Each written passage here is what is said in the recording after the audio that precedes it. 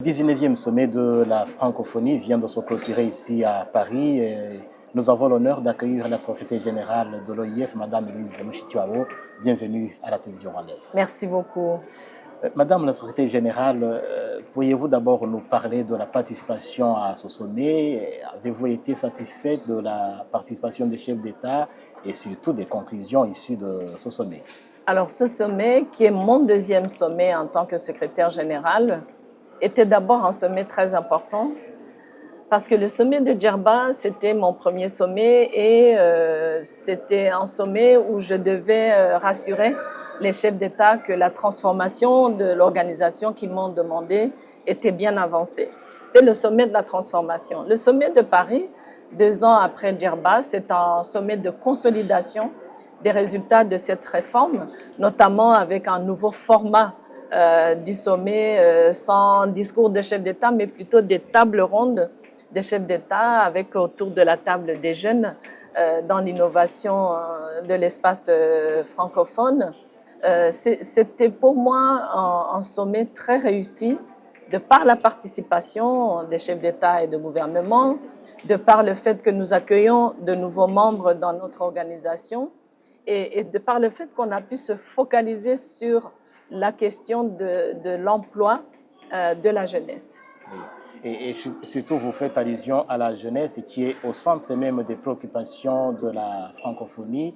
Et comment comptez-vous continuer à toujours valoriser cette jeunesse, surtout qu'il y a des disparités dans les pays membres? D'abord, il faut comprendre que le rôle d'une organisation comme la nôtre est un rôle de soutien, d'accompagnement et de facilitateur. Nous ne sommes pas une organisation, nous restons une organisation modeste, d'abord de par nos budgets qui sont autour de 70 millions d'euros par an, avec des programmes dans différents domaines.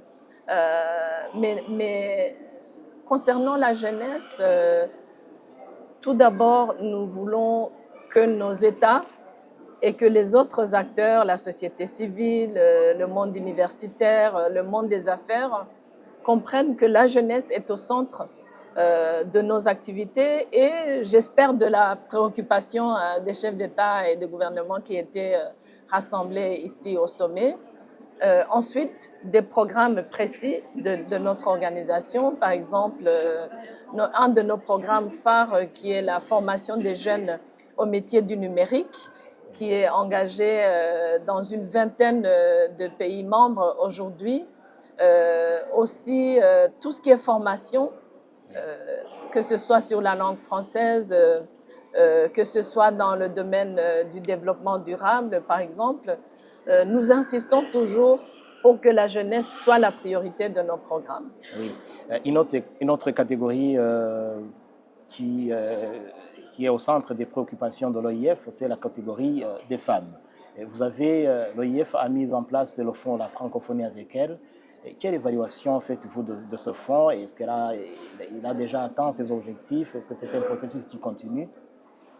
Le fonds La Francophonie avec elle que j'ai mis en place pendant la pandémie en 2020 est né de l'idée de pouvoir apporter un certain soutien à la vie économique des femmes qui étaient à l'époque, qui le restent d'ailleurs en quelque sorte, en situation de précarité économique, surtout en vue du confinement qui confinait, qui gardait les femmes chez elles et qui n'ont pas pu, vous savez bien, dans la plupart de nos pays du Sud, que les femmes partent de chez elles tôt le matin pour quelques activités économiques. Et donc, nous avons voulu apporter notre soutien à ces femmes-là.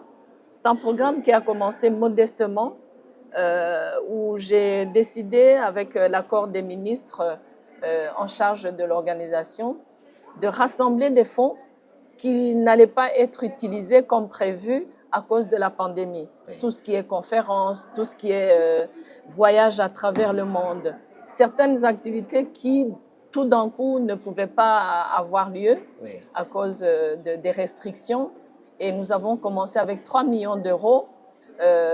Avec la première édition, très rapidement, nous nous sommes adaptés pour très rapidement pouvoir décaisser des fonds qui sont allés à un groupe de femmes qui qualifiaient après notre appel à candidature. Depuis lors, la francophonie avec elle est devenue la star de nos activités. Nous sommes à l'origine, on n'était que sur le continent africain. Oui. Aujourd'hui, nous avons pu étendre nos activités, par exemple au Liban, notre pays francophone qui représente notre organisation au Moyen-Orient, où nous avons aussi un bureau, une représentation. Nous sommes en Asie du Sud-Est aussi, Vietnam et Cambodge. Et c'est en fond que finalement j'ai demandé à nos bailleurs, à nos États, de pouvoir garder en place, pérenniser comme programme de l'OIF et qui aujourd'hui, j'en ai parlé dans mes interventions lors du sommet, on est à la 5e édition, autour de 13 millions d'euros, mais nous avons prévu pour, en tout cas, les quelques prochaines années, un minimum de 2 500 000 euros pour pouvoir justement apporter ce soutien aux femmes, qui restent très modestes parce que les besoins sont énormes. Sont immenses. Ah oui, au cours de ce sommet, Madame la Secrétaire Générale, vous avez, au cours de vos interventions, vous avez réitéré la position de l'OIF que le français n'est pas une langue qui est en conflit avec n'importe quelle autre langue. Tout à fait. Alors, comment est-ce que l'OIF compte accélérer son apprentissage à travers le monde dans son multilinguisme qui se développe de plus en plus dans le monde? Oui, je le dis et depuis que je suis à la tête de la francophonie, puisque j'ai la mission de faire rayonner la langue française, que notre état d'esprit n'est pas un état d'esprit de compétition. On ne va pas être bloqué par le fait que la langue anglaise a pris beaucoup d'essor, que c'est la langue qui attire surtout la jeunesse à travers le monde. Je pense qu'on doit être réaliste et comprendre que la langue française aujourd'hui évolue au milieu et j'espère en harmonie avec d'autres espaces linguistiques.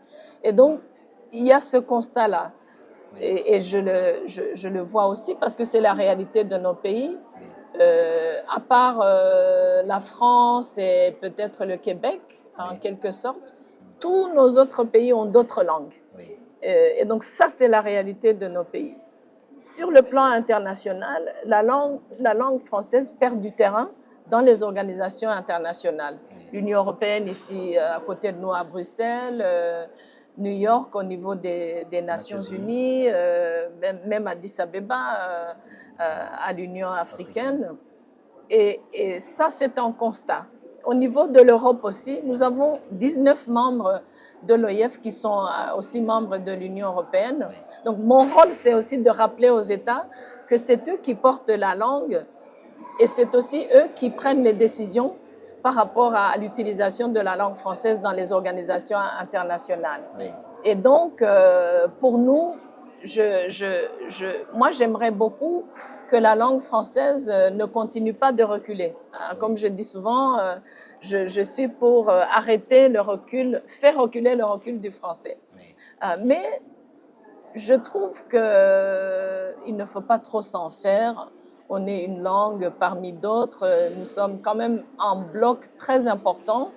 Nous ne devons tout simplement pas perdre de terrain.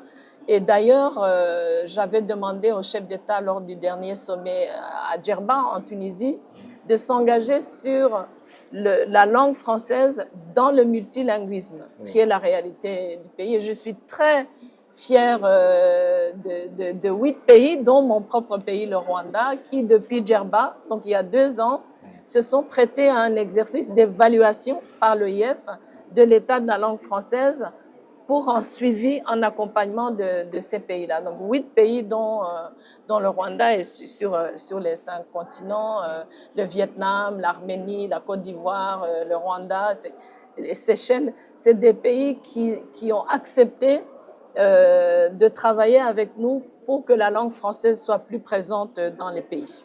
Et vous allez bien sûr continuer à appuyer ce programme de mobilité des enseignants de français. Tout à fait, tout à fait. Moi, j'aimerais beaucoup, on va voir pour la programmation, la planification de 2025, mais c'est un programme qu'on a dans 3 pays, Oui. les Seychelles, le Ghana et le Rwanda, et qui marche très très bien.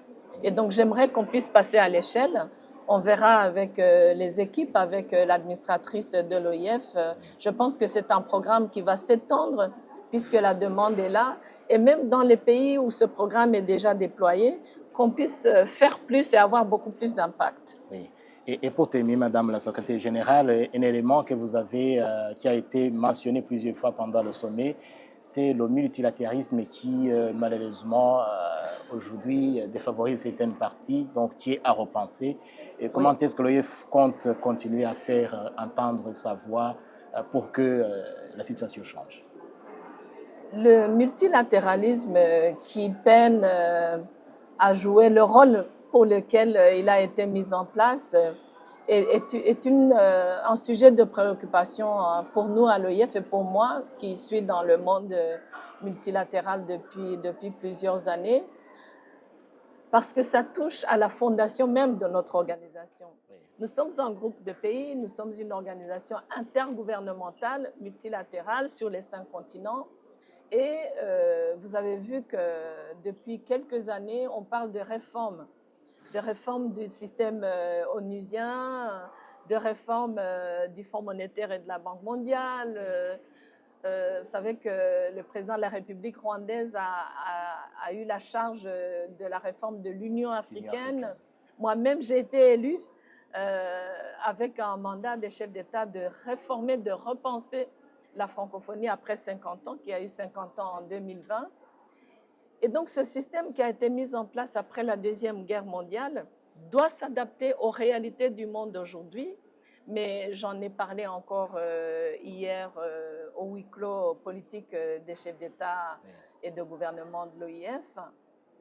Nous devons tout faire pour que les États qui sont membres de nos organisations puissent trouver leur place, sentir que l'organisation leur sert à quelque chose et surtout être à l'écoute. Parce que vous savez, dans les organisations internationales qui existent depuis plusieurs années, on a tendance à rester dans la routine.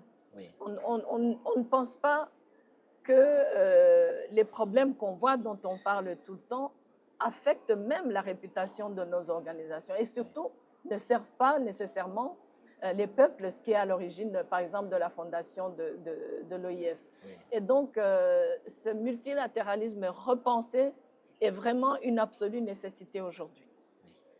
Madame la secrétaire générale, merci beaucoup de votre temps à la télévision rwandaise, à ce beau pavillon du village de la francophonie. C'est moi qui vous remercie.